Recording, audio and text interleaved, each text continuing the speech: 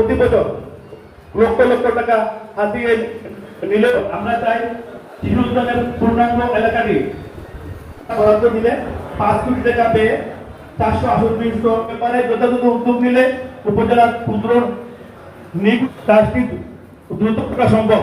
অবসর প্রকল্প বাস্তবায়ন ওনারে আমি ধন্যবাদ জানাই যে লিখতে চাচ্ছি, বাকিটা আল্লাহ তাআলা আমাদেরকে এই জায়গায় শিল্প বিকাশের জন্য আমরা এখানে অনেক কিছু কাজ করছি, যেমন সুযোগ সুবিধা দেওয়া হয় নাই, সরকার ব্যবস্থাপনা এগুলা প্রতিনিয়ত রাস্তার উপরে রাখা হয়, যে কারণে প্রতিনিয়ত বৃদ্ধি করে আমাদের এখানে ফুলের বাগান সেটা গড়ে উঠতে পারে। তারপরে আমাদের যে হাইলাইট রয়েছে